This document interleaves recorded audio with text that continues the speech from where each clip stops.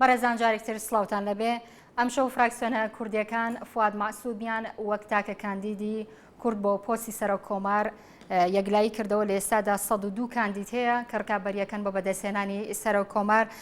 225 پارلەمانتار ئامادەی دانیشتنەکەی ئەمڕۆن بۆ بەدەستهێنانی ئەو پۆستاواتە هەر کەسێک دەبێتە پۆستی سەرۆک کۆمار بەدەستێنێت دەبێت دەنگی دوو لە سەرسەی دەنگەکان بەدەست بێنێ کە دەکاتە 290 ئەندام لە ئێستاشدا پرۆسەکە وەک دەیبینن بە شوێکی ڕاستەوخۆ پرۆسەکە بەرداوامە بۆ قسەکردنی زیاتر لەسەر دانیشتنەکەی ئەمڕۆ بەدەستێنانی پۆستی سەرۆک کۆمار لەلایەن کوردەوە بەکر سەدیق مامۆستای زانکۆ لە ستۆدیۆ لەگەڵمانە لەگەڵ عەدالەت عەبدوڵڵا نووسەر ڕۆژنامەنووس هەردوولاتان زۆر بەخێر بێن. کاک بەکر سەدیق ئەگەر لە جەنابتەوە دەست پێ بکەم فواد مەعسووم بە 30 دەنگ دەرچوو بۆ پۆستی سەرۆک کۆمار 23 کەس دەنگیان بە دکتۆر بەرهەمدا و دوو دەنگیش پوچەڵ بووە پێ دوایە ئەم 25 کەسە دەنگ ئەدەن بە فواد مەعسووم ئەمڕۆ. وڵا ئێمە ناتوانین لە ناو قەناعەت و ناخی ئەواندا بیر بکەینەوە بەڵام مهمەی قەومی کە ئەمانە بە نیزامی تەمسیل بە جۆرەی دەستوری عێراق و لە پرۆسەیەکی دموکراسیدا بوون بە نوێنەری میلەتی ئێمە و ئەو کەسێک کە دەبێتە سەرۆکۆماری عێراق وەکو عورفێکی سیاسی کە تەکریسی مەسەلەی تەوافق دەکات سەرۆکۆمار وەکو نوێنەری پێکهاتەی کورد لە عێراقدا ئەرچی نەتەوەیی نیشتیمانی هەموو کەسێکە کە لە بەغدا نوێنەری میلەتەکەمانە دەنگ بدا بەو کەسەی ئەگەر لە ئیتیجاهی سیاسی لەگەڵی نیە لە بیرکردنەوەی لەگەڵی نیە و مهمەی قەومی و نیشتیمانی بەسەریان دەفەرز دەکات کە دەنگ بدەن بە دکتۆر فواد و یەک نوقتە هەیە کێشەکە لەوەدا نیە دەنگ دەدەن بە دکتۆر فواد یا دەنگ نادەن لە پرۆسەی هەڵبژاردننی سەرۆک کۆماردا ئەگەر دکتۆر فواد کە تاکە نوێنەری پێکهاتەی کوردە لە عێراقدا دەرنەچێ بە سەرۆک کۆمار دوێنێ لەسەر زاری دوو مەکتەبی سیاسی یەکێتی و پارتی وەکو دوو هێزی سەرەکی لە کوردستاندا کە زۆرترین ڕێژەی ئەندامی پەرلەمانیانەیە لە عێراق لە پرۆسی سیاسی کورد دەکشێتەوە قەراری سیاسی لە کوردستاندا ئەم دوو هێزە دەوری کاریگەر لە دروستکردی قەراری سیاسیدا دەبینن بە تایبەت لە بەرامبەر بەغدادا بۆیە دەنگ نەهێنانی نەک ئەندامی پەرلەمان دەنگ نەدا بە کورد ئەگەر ئەو ڕێژەی مەطلوبە قانونی و دەستوریە دکتۆر فواد نەیهێنێ نەبێتە سەرۆک کۆمار پرۆسەی سیاسی کورد دەکشێتەوە لێی و پرۆسەی سیاسی لە نقطەیەکدا دەوەستێ گەڕانەوەی بۆ نییە بەبێ هەڵبژاردننی سەرۆک کۆماری کورد کە نوێنەرەکەشی دکتۆر فواد مەعسوومەهی کورد. زۆر باشە کاک عەدالەت ئێمە لای جەنابەت وەکو مامۆستا بەکر سەدیق ئاماژەی پێدا بەرپرسانی هەرم دوێنێ لە کۆنفرانسێکی ڕۆژنامەوانیا ئاماژیان بۆ کرد ئەگەر ئەمڕۆ پۆستی سەرۆک کۆمار بۆ کورد نەبێ لە پرۆسەی سیاسی عێراقدا دەکشێنەوە پێ دوایە بەکشانەوەی کورد لە پرۆسەی سیاسی عێراقدا پرۆسی سیاسی عێراق بەردەوامە بێ یاخود چی بەسەریە ئەو کاتە کورد چی بەردەکەوێ؟ سەرەتا پرسیارەکە ینی گریمانەیە قسە لەسەر ئەوەیە ئەگەر بێت و دەنگ نەدەن گریمانێکی بەهێزە لەلایەن بەرپرسانی یەکێتی و پارتی قسە لەسەر ئەوەیە لە حاڵەتێکە ئەگەر دەنگ نەهێنێ چونکە جارە پێش شتێک پێم وا بێ هەموو ئەوانەی کە چێبەرشە لەگەڵ دکتۆر فواد مەعسوومەکەن لە ناو ئەنجومەی نوێنەرانە شانس ئەو چانسەیان نییە کە بەقەدەر ئەو دەنگ بێنن لە حاڵەتێکە ئەگەر دوو لە سەرسیش دەنگەکانیش نەهێنێ جارێکتر لەگەڵ ئەگەر منافسی بەهێزی هەبێ نەکرێتە سنەوە ناو هەڵبژاردنەوە لە حاڵەتی دووەمە کاتە بە زۆرینی سادە مەسەلەکە یەکلای یەکرێتەوە بۆ ئەڵێن ئەوە زیاتر گریمانەیەکە یعنی جۆرێکە لە احتیاطێکە کە کورد بیری لێ کاتەوە چونکە ئەو کاتە ئەگەر پرۆسەکە بەو شێوەیە کۆتایی بێن نوێنەرەکەی کورد دەنگ نەهێنێ بۆ سەرۆکایەتی کۆمار ئەمە مانایەکی سیاسی زۆر ترسناکیە بۆ مانایە کە ئەویسترێک ئەو سیستمەی کە لە دوای 2023 عێراقی لەسەر دامەزراوە کە بریتە لە دابش پشکاری تایەفی یان محاسەسەی تایفی و ڕەچاوکردنی سەنجی پێکاتەکانی خەڵکی عێراق مانای لەو حاڵەتەیە مانەیە واگەنێ کە لەمە پاشەک شکرابێ و کۆتایی بەوە بهێنرێکە ئیتر جارێکتر لەسەر ئەمە ساسە عێراق دابمەزرێ لەم حاڵاتیشە بیانویشی ئەوتۆ نامێنێتەوە بۆ کورد کە درێژە بە پرۆسەکە بدا چونکە مەسەلەکە تەنها پۆست نییە مەسەلەکە لایەنی معنەویە و لایەنی سیاسیشیتی هەیە لایەنی سیاسی بۆ مانایی هەم هاوپەیمانی نیشتیبانی شیعەکان و هەم هێزە سونیەکانی عێراق باشەزانن کە ئەو دەنگانی کە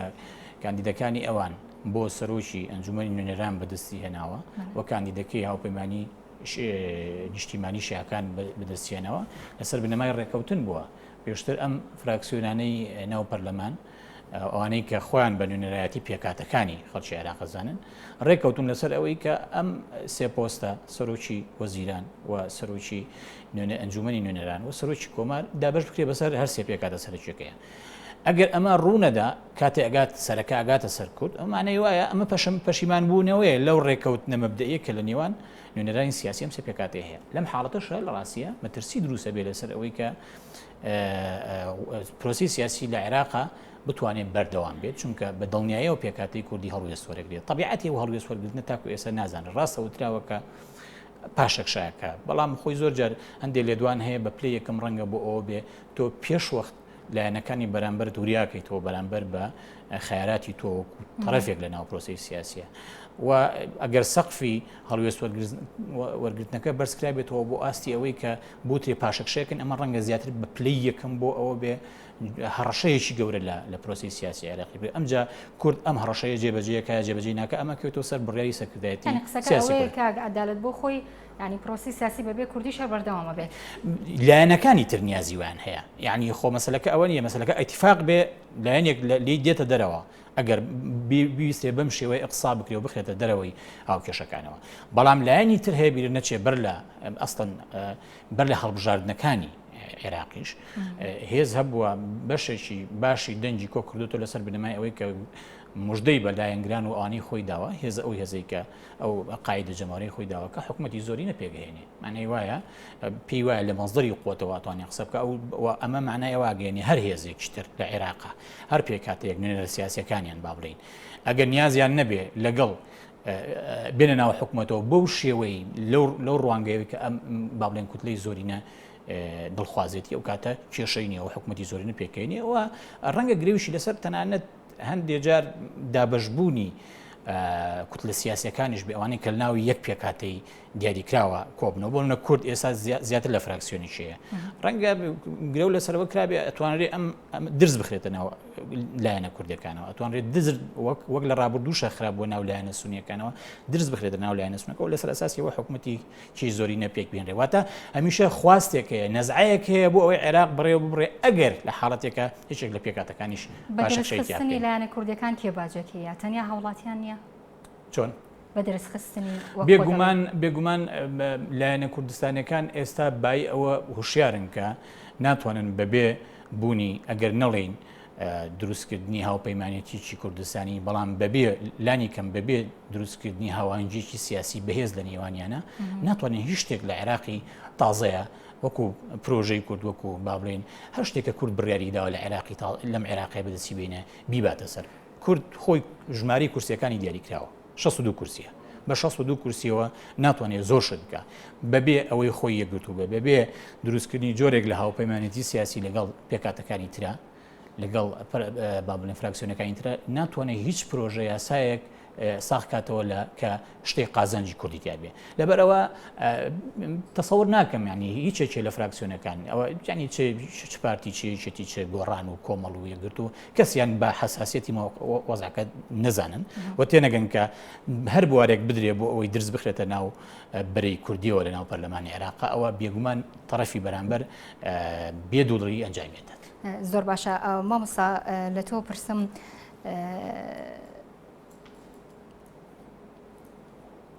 ئەوانی کە ئێستا لە ناو پەرلەماندا هەن ینی مجموعە کوتلە هەن کە ئەمڕۆ گرانتیەوەیان کردووە لە پەرلەمانی عێراقدا دەنگ بە کوورد دەدەن پشگیریەکەن بۆ بەدەستێنانی پۆستی سەرە کۆمار پێ دوایە ئەوانەی کە ئەمڕۆ ئەو پشگیری خوان بۆ کورد دەربڕیوە سەر بەخۆن یاخود لەلایەن کوتلەکانەوە ڕاستپێراون. من نازانم ئەوە ینی زەمانەتی فەردی لە دەنگداندا ناکرێت بەڵام زەمانەتی سیاسی بۆ کتلەیەکی سیاسی پەیوەندی بە هەلومەرجی سیاسی نەوڵاتەوە هەیە لە مێژووی تەمەنی عێراقدا قەت بەقەدەر ئێستا کورد بێمنەت نەبووە لە بەدەستێنانی مافەکانی چ جای پۆستە سیادیەکان لەبەر ئەوە پۆستی سیادی بە تایبەتی وەکو سەرۆک کۆمار و تەشکیلەی سەر لە نوێ کابینە لە عێراقدا هەموو ئەوانە کورد پشتی لێ کردوێتەوە چونکە ئەوەی کە ئەمە سەرحاجەیە بۆ بەشداریکردنی کورد ئەوانن ئێمە نین ئێمە ڕەنگە لە بەشداریکردنمان لە تەشکیلەی کابینە و لە هەڵبژاردننی سەرۆک کۆمار و ئەوانە بەشێک لە بەرژەوەندێن قەومیەکانمان لە دەست بدەین کە مەسلەی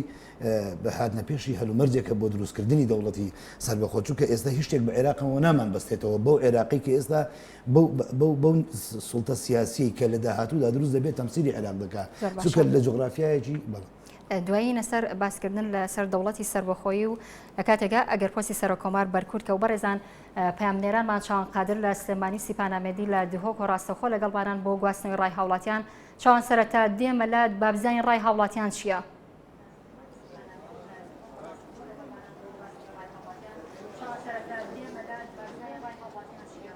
چاوەنگوێت لێمە؟ ئێمە ئەوەی لە ناوبازاری شاری سلێمانی داگەڕاوین ڕای هاوڵاتیانمان وەرگرتووە لەسەر ئەوەی کە ئایا بوونی پۆستی کورد لە بەغداد چی دەکات بۆ کورد زۆربەی پێی وایە کە ئەو پۆستە بدرێتە کورد باشترە و وەسوودی کوردی تێدا وەک لەوەی ئەو پۆستە نەتەوەیەکی تر وەریگرێت بەڵێ پەری ئەگەر لەگەڵم بمێنیتەوە هاوڵاتیەکم لەگەڵدا بزانین ئەو هاوڵاتیە دەڵێ چی تۆ وەک هاوڵاتیەک ئەگەر پێم بڵێ بوونی پۆستی سەرۆکی کۆمار بۆ کورد چ گرنگێکی بۆ کورد هەیە؟ بوونی هەچ پۆستێک لە هەر شوێنێکی عێراقە مەسەلەن لە پەرلەمانە یا پۆستێکی وەزارەت هەیە یاخو پۆستی سەرۆک کۆماری هەیە من بە ضروری ئەزانم لەبەرەوەی ئاگاداری کورد بێ لێرانەیە کە چی بۆ کوردکە مثلا حەقی ڤیتۆی بەسە حەقی ڤیتۆی هەیە لە زۆر شتا بەکاری بێنێ و ڕاستە ئەڵەن تەشریفاتیە بەڵام زۆر کەس کە لە وڵاتانەوە کە ئەگەنە لای ئەم ئەتوانێت وەزعی کوردی پێ بگەێنێ ئازارەکانی کوردی پێ بگەێنێ من بوونی هەر پۆستێک لە پۆستەکان کە لە پەرلەمانە لە وەزارەتەکانی عێراق بە زۆر ئەزانم کە تێبێ پۆستی سەرۆک کۆماریش بە دوور ناگرم کە پۆستێکی زۆر ضرورەیە کە وەزعی کورد لە هەموو خەڵک تێ بگەێن یاخو ئەگەر هەچ حیزبێکی کە هەج لایەنیش کە ئەگەر شتێکی قورس بەرامبەر بە کورد بسەپێنێت و حەقی ڤیتۆت هەیە بۆی ئاگاداری هەموو گەلی کوردی لە بکەیتەوە لەبەر بە زۆری ئەزانم من وەکو خۆم دەلاکێکم لە دەلاخانەکەی خۆمە ئەگەر هەچ کەسێک بێ بۆ لام غەیری کورد ئەگەر عەرەبیش بێت بەڕاستەکەی ئەتوانم وەزعی کوردی تێبگەێنم لەرەیە وەزعی کورد بۆ خەڵک ڕوونکەینەوە کە چی و ئازارەکانمان خۆشەکانمان لە چیە لەبەرەوە من بە ضروری ئەزانم مادەم پۆستێکە هەیە و پۆستەکە سەرۆکایەتیشە هەچ کاتێ بیرە بە کورد دڵنیام لەوەی کە کورد دەورێکی باڵای تیابینە بەڵێ هاوڵاتێکی ترم لەگەڵ پەری ئەگەر هاوکارم بن فەرموو بەردەوام بە چاوان بەڵێ ئەگەر پێمان بڵێ بەڵێ ئەگەر پێمان بڵێ بوونی پۆستی سەرۆک کۆمار بۆ کورد چەند گرنگی بۆ کورد هەیە ئەگەر ئەوە جاری پێشوبی هیچ گرنگیەکی نییە خۆی ئەوەی کاچێتە ئەبێ یەکەم شت بیر لە بوونی گیانی کوردی بکات و هەموو هەوڵ و تەقەلایەکی بۆ ئەوە بێ کە بتوانێت عێراقێکی داهاتوو بۆ کورد مستۆگەر بکات بەڵێ پەری من یە مۆلای ئێوە بۆ ستۆدیۆ ئەمە ڕای بەشێک لە هاوڵات چاوان سپاس بۆ تۆ سپاس بۆ میوانەکانی شت بەرەزان سیپانامێدی لە دهۆکۆ لەگەڵبانە سیپان باگیۆمان لە ڕای هاوڵاتیانی شاری دهۆک بێ لەو بارەوە دەم باش هاوڵاتیان پارێزگەها دهۆکێژی بیرۆبووچوونێژێک جودا هەنە لەسەر ئەبرۆ هەلبژاتنە سەر و کۆماری گۆرەنگە لە دەمێ داهاتیدا بێ هەلبژاتن دەڕنیشتنە پەرلەمانە عێراقدا نەهاژ لە سنتەرێ بازاری نەژبام هین بیرۆبووچوونێن هاوڵاتیان وەربگرین لە دۆر هەر بژارتنە سەر و کۆماری دەمێتە باش ئەتوەک هاوڵاتێکی پارێزگەها دهۆکێ هەلبژاتنە سەر و کۆماری چاد گەلە خێراتن پێشێکی خێراتمە کەناڵێن گوتێ مەس هاوڵاتێکی پارێزگەها دهۆکێ ئەس گەلێک دڵخۆشم بلا رئيس مرة عراقي بيتا هل بجارتنا العفو سران سري عراقي بقى كيف ما ده بس بيت ده بكت ده سر كرسي كي يعني ناهد عشوائية بدنجي وجاميرة تبيت هل بجارتي اوات قوت بيت وكاولاتي سر كمار 4 سال دهات يا شبكه وكاولاتي داخل ما تود شبكه ما تود يعني شاور الفقير وجاره بيتو يعني شاور الشعبي بيدا وشعبي هندا يعني هندا الصاله هندا الدنيا هندا نخوشه ودرب الدريه ونخوشه ديتي بدمي ظلمي بيتدر يعني هو تيجي يعني مفايق وهابد ام فجرين استوديو هاولاتين وكودا دياركن بهاولاتي او خازن ورجتنا ببوستي جبوري خصنا اكريزيان اف ماليا كردي بترواسا غوتارك سياسيه ايجرتي لبغدادان سياسيين كردي هبيت لي اهن هاولاتي جبو مدن دياركن اوان ترسوي كي اكو ابرو كتلين سياسيين برلمان عراقي دنگین پیتوی اب ندانه سر و کماری که کرد بهت هل بجارتن رنگ ودانه و چندیجی و چند دنیا دیار که کوی کاریگری کنی گتی ولی سر پروسه سیاسی شوی که گشت العراق هبیتن اگر هاتو ابروکل پارلمانی کردک و سر و کمار نه هل بجارتن بەڵێسی پانامەدی پامنەرمان لە دۆک چاوانقادر لە ئەستەمانی سپاس بۆ ئێوە کە ڕاوسەرنجی هاوڵاتیانتان بۆ گەستینەوە. مامۆستایە بەوە لای تۆ گوێمانەی بوو لە قسەی هاوڵاتیانە ئەوەندەی هاوڵاتیان بەتەنگ ئەوەین کە پۆستی سەرۆک کۆمار بۆ کورد بێ وە بزانم سیاسەکان ئەوەندە بەخەمنین وەگەوەی کە دوێنێ لە کۆنفرانسێک ئاماژیان بەوا کرد کە ئەگەر نەش بێ لە پرۆسی سیاسی ڕاگەکشێنەوە قسەی جەنابەت خۆی بە هەردوو تێڕوانینەکە یەکێکە لەبەرەوە ئێمە ئەوەی کە سیاسەکان باسی دەکەن ئێمە ئەوەی بە بەغدادەمان بەستێتەوە دەبێت سیادەی لەگەڵ بەشکین دەبێت تەوزیعی ئەرز و خاک و سەروە لەگەڵ حکوومەتی عێراق بەش بکرێ ئێمە بە فعلی ئەومان کردووە ئێستا لە ڕووی خاکەوە خاکمان لەگەڵ بەش کردووە لە ڕووی سەروەوە ئێمە خۆمان خاوەن اقتصادی سەر بەخۆین و نەوەد ڕۆی باشە ئەوەی کە دەمێنێتەوە تەوزیعی سوڵتەیە تەوزیعی سوڵتە بە جوێری داخوازیەکانی کورد نەبێ ئێمە بە ئەمری واقع کشاوینەوە ئەوەی هاوڵاتیان باسی دەکات طبعاً ئێمە لە عێراقێکدا بین دەبێت لە پۆستە سیادیەکان یەکێک تەمسیلی تائیفەی ئێمە بکە بۆیە هاوڵاتی بۆی شعور بە ئینتیما بکە بۆ وڵاتە و بە بەشێک لە سیادەی ئەو وڵاتە بەهی خۆی بزانێ بەڵام ئەوەی کە گرنگە جەنابەت لە پرسیارەکەی پێشتر کە باست کرد یعنی تەشکیل بوونەوەی حکوومەتی عێراقی ئێستا حکوومەتی عێراقی پێکهاتەکەی کە زۆرینەکەی شیعەیە ئەو پێویستی بە ئێمەوەیە پێشتر عەدالەت عەبدوڵڵا باسی مەسەلەی زۆرینەی کرد ینی من ویستم لە دەواازەی قسەکەی کاک عەدالەتەوە بەبیر بێنمەوە ئەوەی کە باسی زۆرینەی دەکرد ئەگەر ئێستا مالیشی خۆشی بێتەوە کابینە تەشکیل کاتەوە ئەمە قەدوەلەت وەکو عەرەب دەڵێ بۆ چونکە لە عێراقدا ئەمە ئیسپات بوو دوای هاتنی داعش و گرتنی جوغرافیای سونەوە ئیسپات بوو کە لە عێراقی ئێستادا و بۆ هەتا ئەو کاتەی دموکراسی تەکریز دەکاوە یا دەبنە سێ دەوڵەت وەسکۆی بچووک یا بە یەکجاری دموکراسی دەگاتە لووتکە تا ئەو ڕۆژە تەوافق دەبێ ڕۆژ بە ڕۆژ تەکریز ببێ و بە حەقی ڤیتۆشەوە لە ناو دەستوردا تەسبیت ببێ دەنام عێراقا جارێکی دیکە بە یەکگرتووی نامێنێتەوە ئەوەی مەبەستمە لێرە زیاتر تاکیدی لەسەرکەمەوە ئەوەیە زۆرینە زەمەنی بەسەر چوو ناتوانێ بە ناوی زۆرینەوە لە عێراقدا فەزایەک دروستکە بۆ دروستکردنی شەراکەت لەبەرەوە لە ئەرزی واقعدا جوغرافیایەکەیە کە ئێستا داعشی لێیە تەنجی بە زۆرینە هەڵچنی و زۆرینە ئێستا ناتوانێت مواجهەی ئەم جوغرافیایە بکات چونکە پێکهاتەکەی خۆی ئەوەی وەلای بۆ کابینەی نوێیە لەسەر ئەرز قدرەت و هێزی نەماوە ئەوەی کە هێزی لە زۆرینە زۆرترە و زۆرترین جوغرافیای بە سنووری داعشەوە هەیە پێکهاتەی کوردە پێکهاتەی کورد نەک سەرۆکایەتی کۆمارەوە من پێشبینی دەکەم لە ڕێگەی سەرۆکایەتی کۆمارەوە زۆر مەتاڵیبی دیکەی کورد بە ئاسانتر جێبەجێ بێ لە مادەی 140 لە مدەجەجکردنی پێشمەرگا لە ئیقرارکردنی ڕۆشتنی نەوەد لە مەسلەی ریفراندۆم و ئەوانە بۆیە من پێشبینی دەکەم مەسلەی سەرۆکۆمار هەر زۆر بە ئاسانی ئەوان لە ئێمە زیاتر بەپەرۆشتر من ڕەنگە بۆ یەکەم جارە کورد حماسی هەیە بۆ ئەوەی سەرۆکۆمار وەرگێ بەڵام بەکەمترین ماندووبوون ئەم پۆستانە بەدەست بێنێ چونکە ئەمە سەرەتاییترین مافی سیادین کە کورداوای دەکات بۆ ئەوەی کە هەستکە ئەمە شەریکێکی ڕاستەقینەیە چونکە لە ڕابردوودا ئێمە خۆمان مەبەستمان بۆ حکوومەتی عێراقی قبولمان کاوەکو شەریکێک ئێستا دەبێت حکوومەتی عێراقی ئەوەی لە 2010 کۆبینە تەشکیل دەکاتەوە دەبێت ئەو عەریزە بدە ئێمە قبولی کەین وەکو شەریک دەنا ئێمە ئەرزیەتی ئەوەمان هەیە کە ئێمە بەبێ ئەو شەریکە تەقلیدیە بژین و ئەو مەخاتیرانەی کە لە ڕابردوودا لە قۆناغەکانی ڕابردوودا لە سەرمان بوو ئەوە نەماوە بە تایبەت لە زەمانێکدا کورد ئێستا گەیشتوتەوە مەرحەلەیە کە جاران لە سێبەری ئەمریکادا هەندێک حقوقی دەستوریمان بەدەستێنە فەزایەک دروست بوو دەخیلبوونی ئیقلیمی گرت ئێستا ئەمریکاش لێرە نەماوە کورد توانیوێتی ببێتە ئەمری واقع بۆیە من دەگەڕێمەوە سەر قسەی کاک عەدالەتیش کە باسی یەکڕیزی لیستە کوردستانیەکانت کرد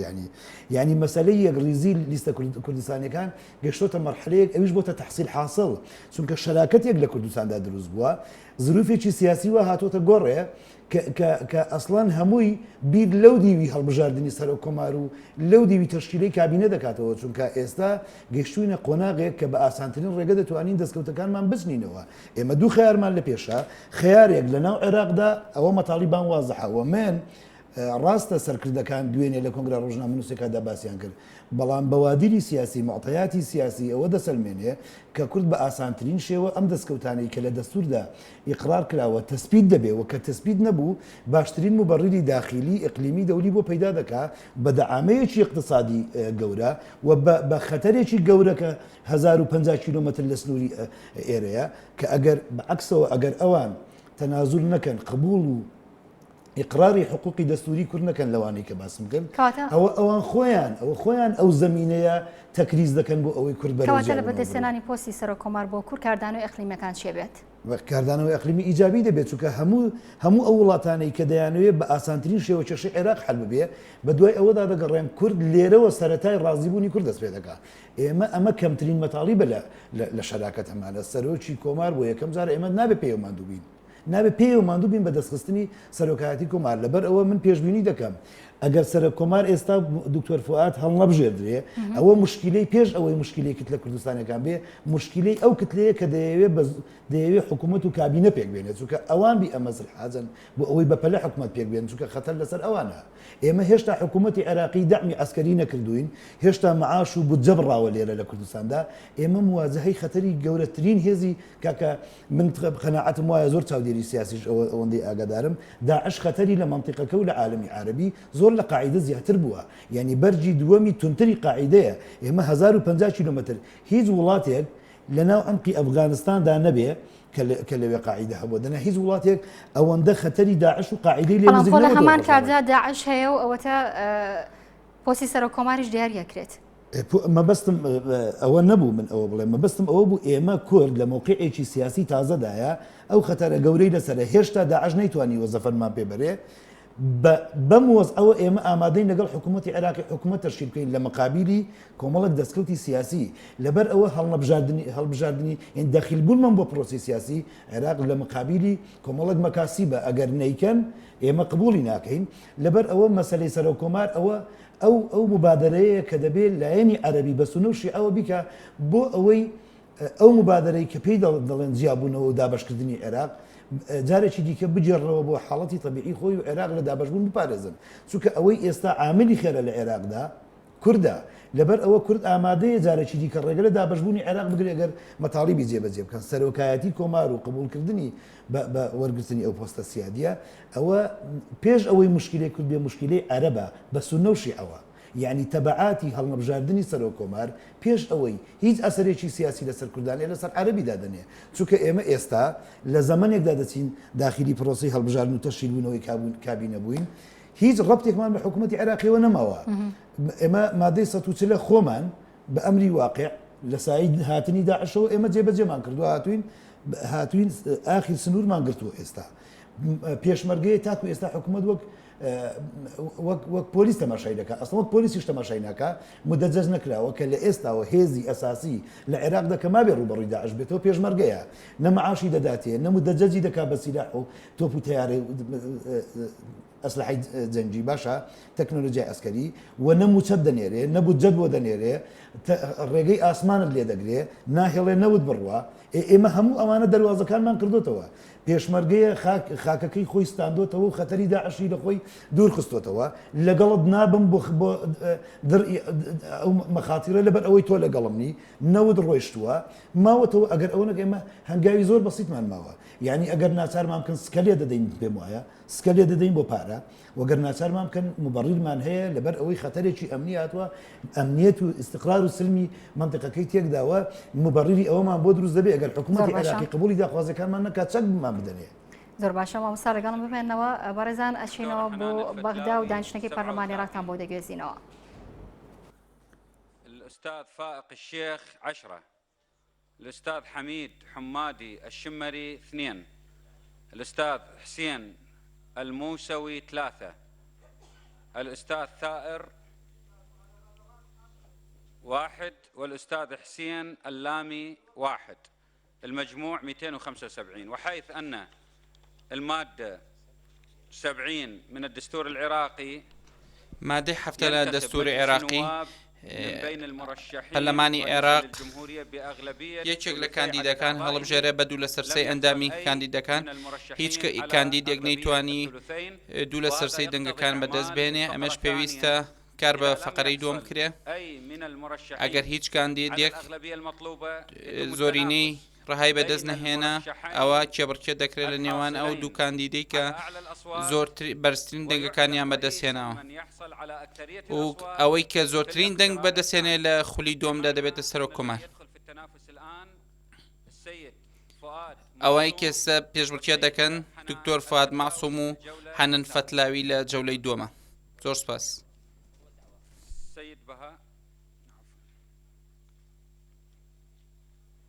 شكرا سيد الرئيس زۆر سپاس جەنابی سەرۆک ئەم هەنگاوێکی دەستوری ئەمڕۆ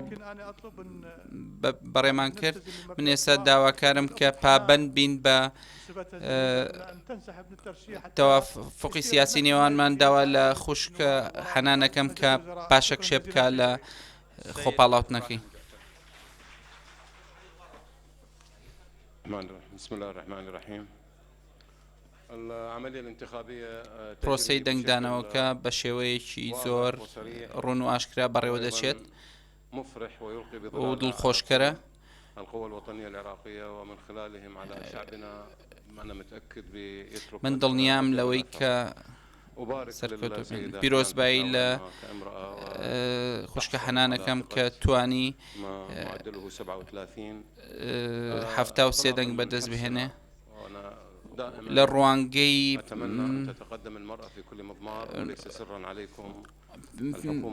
بڕوامان بەوەیە کە ئافرەتان لە هەموو بارەکانە پێشکەون. پیرۆزبایی لە یەکەم لە مانجامانە بەڵام پێم وایە داواکارم لێ هیوادارم کە پاشەکشە بکات لە پێناو هیچ شتێکتانە تەنها لە پێناو یەکریزی گەل عێراق و تەنها ڕئیسی سەرۆکی کۆماری ئەو کەسێ بێت لە پۆستی سەرۆک کۆمایەتی هەموو لایەنەکان لەسەری متەفاوق ڕێک بکەون بۆیە هیوادارم کە پاشەکشە بکات. ئەو مافی خۆیەتی.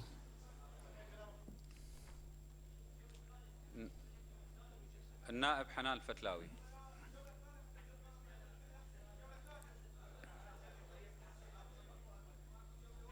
النائب حنان الفتلاوي بس الصوت.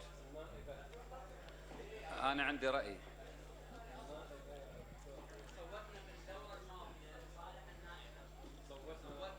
إذا قرار مجلس النائبة حنان الفتلاوي، إذا قرار مجلس. تفضل. بسم الله الرحمن الرحيم. شكرا سيادة الرئيس. زۆر سپاس جەنابی سەرۆک. شكري واحترامي وتقديري. زۆر سپاس و پێزانینم بۆ دکتۆر جعفەری و بەهار ئارەجی بۆ قسەکانیان تدل على حرصهم على وحدة الصف الوطني وعلى أن تجري پێداگرێ لەسەر یەکڕێزی خاکی عێراق. وشكري وتقديري زۆر سپاس و ڕێزم بۆ ئەو برایانەی کە بڕوایان بە ئافرەتێک هەبوو کاندیدێکی تاکە کەسی هەبوو من لە هەڵپەیوەندی نیشتیمانی خۆم هەڵنەبژاردوونە لە دەوڵەتی قانون تەنها خۆم وەکو ئافرەتێک هەڵبژار وەکو حەنان فەتلاوی کاندیدێکی سربەخۆ و نوێنەرایەتی هیچ لایەنێکم نەکردووە و ئامانجێکیشم هەبوو. من دەمویست پێم وابوو کە ئەتوانم هەنگاوێک بنێم ويبدو أن الواقع ما زال يحكمنا. كمحاصصي تێک بشکێنم بەڵام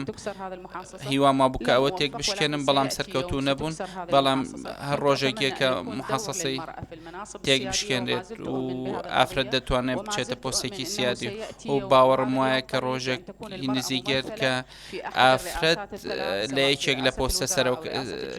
لە پۆستەکانی سەرۆک کۆمار سەرۆکی پەرلەمانیا سەرۆکی ئەنجومەنی وەزیران بێت. بۆ لە داواکاری برایانم پاشەکشەی خۆم ڕدەگەێنم لە کاندیدی. زۆر سوپاسی ئەو برایان خوشک و برایانە دەکەم کە دەنگیان پێدام بە دکتۆر فواد معسووم دەڵێم کە پیرۆزبایی لە یەکەم و هیوای بۆ خوازم سەرکەوتوو بێ. مام جلال كان عنصر لتوحيد العراقيين. مام جلال سەرکەوتوو بوو لە یەکێتی عێراقیەکان و خاڵێکی زۆر پۆزەتیڤ بوو لە عێراقەوە سەرکەوتوو بوو لەو کارەیە بۆیە هیوادارم دکتۆر فواد کە پێشتریش لە خولی پێش و کارم لەگەڵ کردو زۆر داهێنەر بوو لە بەڕێوەبردنی کارەکانی ئەنجومەنی وەزیران و هیوادارم ئەلا کاندیدەکەمانە لە کار بکە بۆ یەکێتی خاکی عێراق ڕێگری بکە لە جابوونەوە دابەشبوونی عێراق دژی تیرۆریستان بوەسێتەوە هەروە مووقفی وازەح بێ لە سەرۆت و سامانی عێراق و هەروە مووقفی ڕوون و ئاشکرا بێ ئەو فیتنەی کە ئێستا هەیە و خۆشگوزەرانیان بۆ عێراقیەکان ناوێ هەروە لە سەر ناوچەکانی کەرکووک و ناوچە کێشە لەسەرەکان بۆی کە سەقامگیری بگەڕێتەوە بۆ عێراق. زۆر سپاس. ئێستا ڕاگەیانی پاشەکشەکردنی حەنان فەتلاوی ڕاگەیەنین و نەسی دەستوری ئەلاڵەیە کە پێشبڕکێ بێت لە نێوان الدكتور فؤاد معصوم والسيد فائق الشيخ علي يدخل في التنافس. ئێستا کێبڕکێ لە نێوان دکتۆر فؤاد معصوم و فائق شێخ عەلی دەکرێت. نعم ونبدأ. نعم تفضل سيد فائق. السيد الرئيس لدي كلمة طبعا أولا سيكم هيدا من زور سباسي دسي سروكاتي وأندماني برلمان هذه الجلسة واستخدمت كام جلسة بريو بردو وداد بروليان بيرو كلم منا لا نساء ولا رجالا وقتا لإلقاء الكلمات خشية الترويج يعني للمرشحين. هیچ کاتێک پێویستیان نییە بە ئەندام بەدات پەروەری بە ئەندامانی پەرلەمان بۆ هیچ تەرویجێک ڕوونەیە. ئێستا دوو کاندید ماوە تەنها. داواکارم چەند کاتێکم بێتێ بۆی قسەیەک.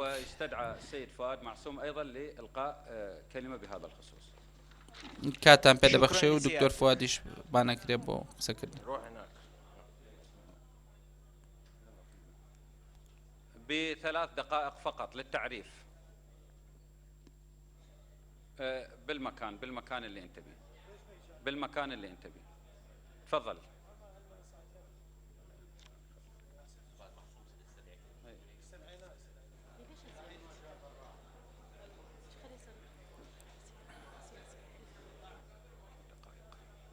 ثلاث دقائق.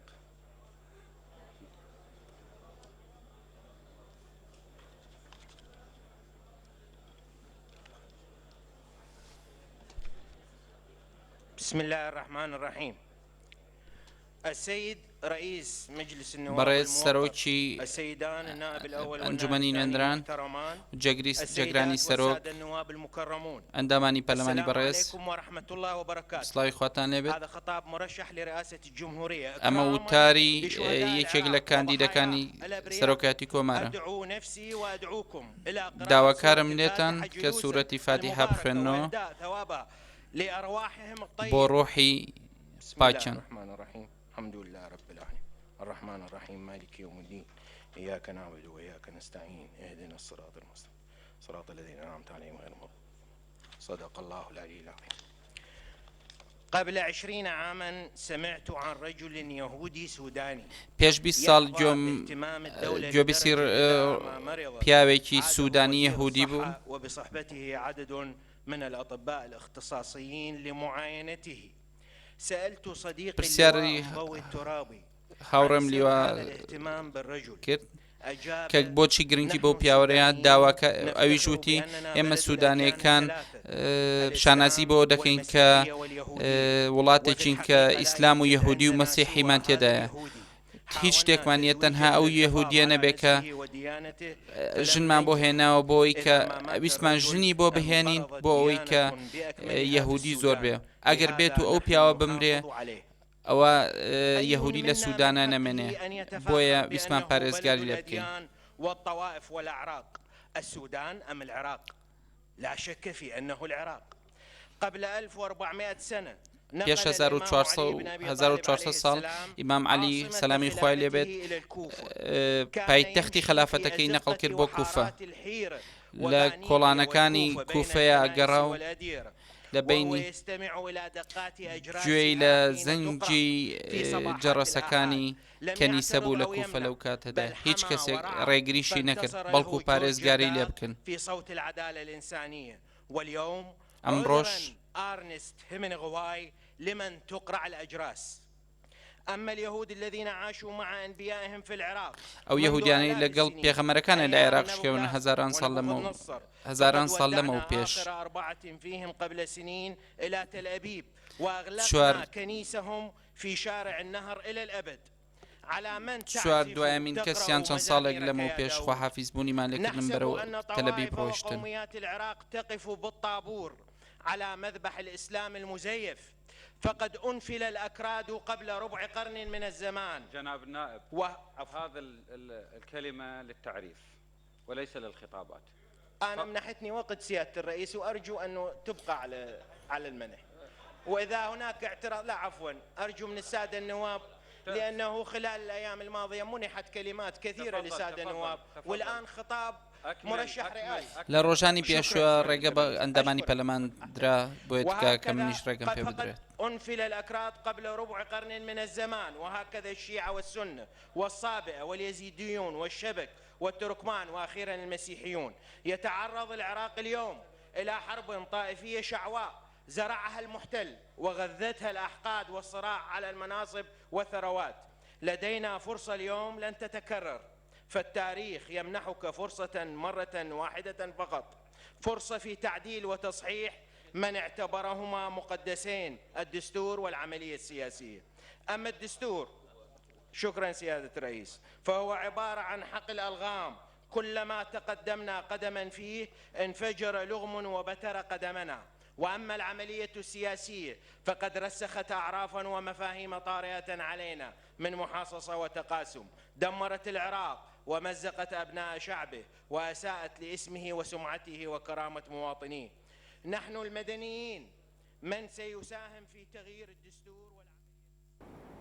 ڕێزان وەگاگادارن لە ئێستادا ڕێژەی بەشداربووان لە پەرلەمانی عێراقدا گەشتە 275 دەنگ و فواد ماسووم 175 دەنگەکانی بەدەستهێنا بوو و حەنان فەتلاوی 37 دەنگی بەدەستهێنا بوو. کاک عەدالەت با بێمەوە لای تۆ وەکو مامۆستا ئاماژەی پێدا هەر لە کاتی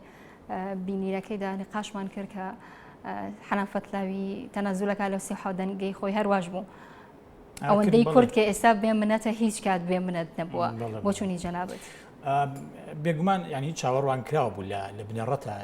بەر لەوەی ئەم دانیشتنی ئەمڕۆ دەست پێ بکە چاوەڕوان ئێوە کرا کە کۆمەڵێک خەڵکی تر تەرشێح بکرێەوە بە دیاریکراویش لەناو هاوپەیمانی نیشتیمانی شیعە بۆ ئەوەی یەکەم بە شێوەیەک لە شێوەکان ئاگاداری ئەوە بن کە بواری ئەوە هەیە منافسەی هەموو نوێنەری هەموو پێکاتەکان کرێت. دووەم ئەتوانرێت جۆرێک لە دواتریش جۆرێک وەکو منەت بکرێ بەسەر ئەو پێکاتەیە کە کەسێک کاندیدێکی دیاریکرا و لە هاوپەیمانی لە کوتلەیەکی دیاریکراوە یان لە هاوپەیمانێتێکی سیاسی دیاریکراونەوە پەرلەمانە وەکو ئەوەی کە ئەوتی لەبەر خاتری وەحدەی وەتەنی و نازانم چی کردی بەم قەزەیەکی زۆر قەومی و نیشتیمانی پاشەکشەی پێ بکرێت. حاڵەتەکە چاوەڕوان کراوە لە ڕاستی ئەو هەڵگەستەی حەنان فەتلاوی پەیوەندی بە مەسەرەی ژن و ئەوانەوە نییە. ینی حەنان فەتلاوی کەسێکی تر بووە، ینی ئەگەر کاندیدەکانی کە چوو خراوەتە من پێش بڕچێەوە لەگەڵ دکتۆر فواد ماسوومە ئەگەر خانمێکی تر بووە ئینسان ئەیتوانی بە ئاسانی متمانەی پێ بکات بۆ قسانی کە کردی. بەڵام حەنان فەتلاوی بە دیاریکراوی حەنان فەتلاوی زۆری مەبەستەکە لە ئەخیرە هەر ئەو چەند ڕستەی ئەخیری مە بەلاوە مەبەست بوو. ئەوەیە کە بڵێ ئێمە داواکەین سەرۆک کۆمار سەرۆک کۆمارێک پێ یەکێتی خاکی عێراق بپارێزیە و دژی هەموو جۆرە جابوونەوەیەک بوو بۆ ئەم قسانەی بوو و بۆ بنەتکردن بوو بەسەر کوردەکە بڵێ ئەوە ئێمە منوەکو کاندیدێکی گەورەترین کوتلە پاشەکشاکەم بۆ ئەوەی کشێمەوە بۆ ئەوەی کاندیدی کورد سەرکەوێ. ئەجینایە لەم سیناریۆ بەدەر هیچ ڕەتی بە مەسەری ژن و با بڵێن شکاندنی ئەو محاسەسەیەکی کە ئەو باسی کرد نییە، چونکە ئەگەر خانمێکی تر بواە بە بڕای من ئەگەر لە دەرەوەی هاوپەیمانی نیشتیمانی شیعە بواە ڕەنگە و قسەیە جێی متمانە. بەڵام حەنان فەتلاوی بە مەسێکی سیاسی هەم خۆی تەرشیح کرد یان وای لێکرا کە تەرشیح بکرێت و هەم بە بڕیارێکی سیاسیش لە ناو هۆڵەکەی وای واکەوتەوە کە داوای سەرۆکی هاوپەیمانی نیشتیمانی بێ هەر بە بڕیارێکی سیاسیش ئیتیحابی پێکرا. مەسەلەکەش تەنها حسابکردنە بۆ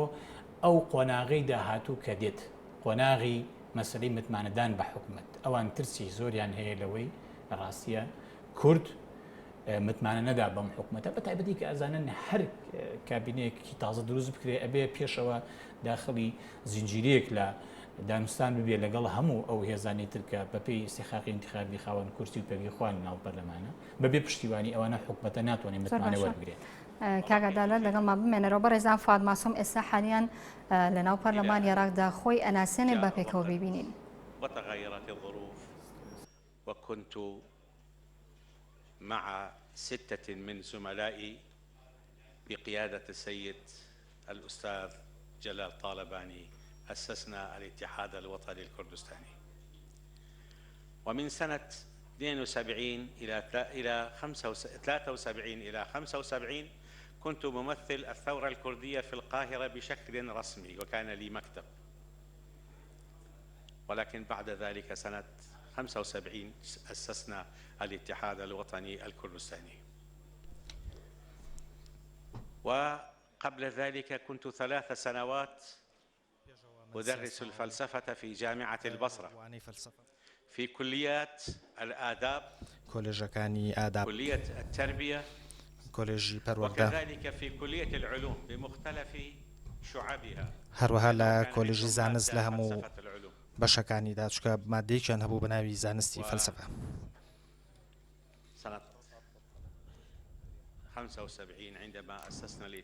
ساڵی 1975 کاتێک یەکێتی نیشتمانی کوردستانمان دامەزران گەڕامەوە بۆ کوردستان و لەگەڵ هاوڕێ عەزیزەکانمدا دەستمان بە تێکۆشان کرد. بەردەوام بووین لە تێکۆشانمان. ساڵی 1992 هەندێک بارودۆخەکە گۆڕا.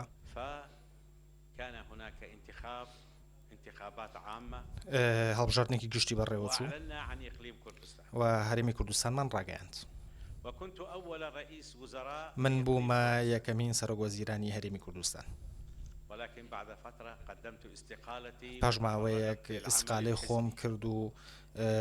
خۆم تەرخان کرد بۆ کاری حیزبی.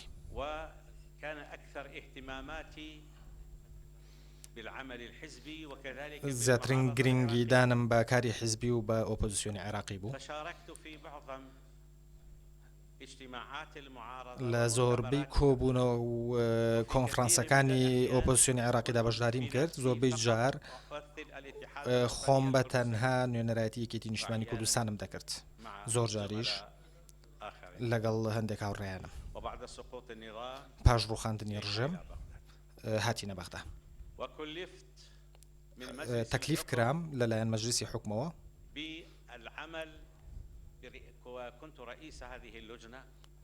من کاتێک سەرۆکی ئەو لیژنەیە بووم. تەکلیف کرام لەلایەن مەجلیسی حکومەوە بۆ لێکۆڵینەوە لە پرۆسەی دەستوری.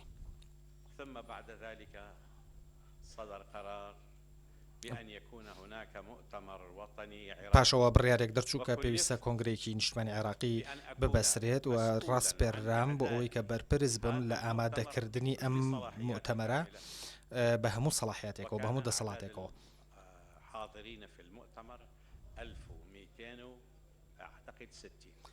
ئەو کاتە ژمارە ئامادەبووانی کۆنگرەکە بریتی بوو لە 1260 کەس و کۆنگرەکە سواس بۆخوا بە سەرکەوتووی ئەنجامدرا.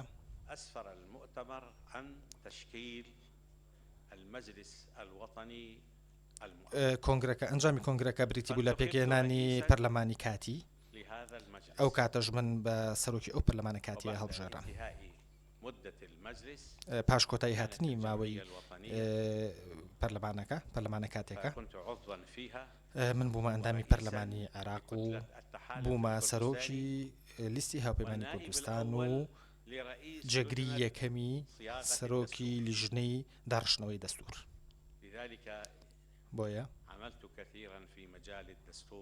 بۆیە زۆر کارم کردووە لە بواری دەستووردا لەو ماوەیەدا. لە خولی یەکەمدا لە ئەنجومەنی نوێنەران هەروەها لە خولی دووەمی ئەنجومەنی نوێنەران سەرۆکی لیستی هاوپەیمانی کوردستان بووم. پەیوەندیم لەگەڵ پێم وایە کە لەگەڵ هەموو ئەنداماندا پەیوەندیم باش بوو. لە نزیکەوە دایانناسیم و منش لە نزیکەوە دەمناسین. سوپاس بۆخوا پەیوەندیم لەگەڵ هەموویانە پەیوەندێکی زۆر باش بوو. ئێستاش خۆم کاندید کردەوە بۆ وەرگرتنی ئەم پۆستە گەورە و گرنگە.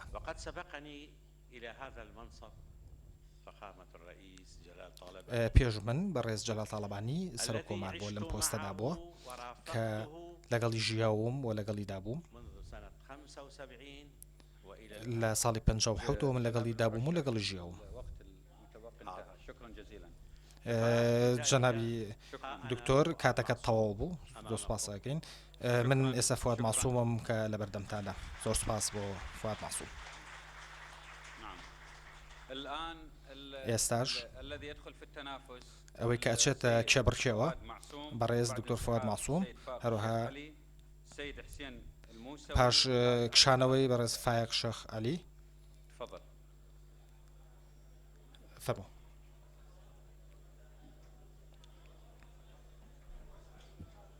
بسم الله الرحمن الرحيم. بناوی خۆی گەورە و میهرەبان. سيد الرئيس في الدستور المادة 70 جەنابی سەرۆک لە مادەی هەفتای دەستور داهاتووە بڕگەی دووەمی ئەگەر هەرێکێک لە کاندیدەکان ڕێژەی پێویستی بەدەست نەهێنا ئەوە کێبڕکێ ئەکەوێتە نێوان ئەو دوو کاندیدەی کە بەرزترین دەنگیان هێناوە و ئەوەی لە هەڵبژاردننی دووەمدا زۆرترین دەنگ بەدەستێنێ دەبێتە سەرۆک.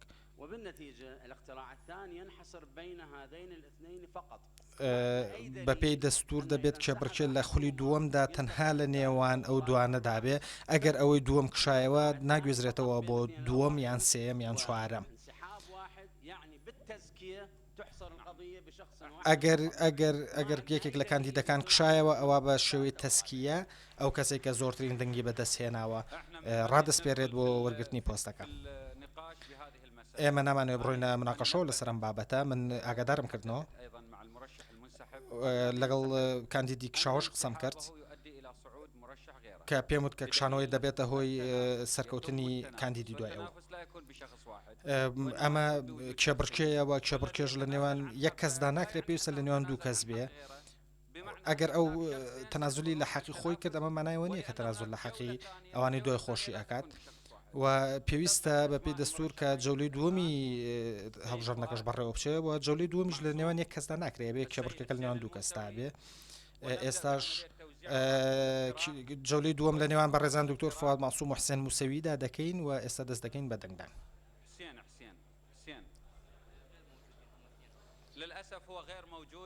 بەداخەوە ئەو لێرە نییە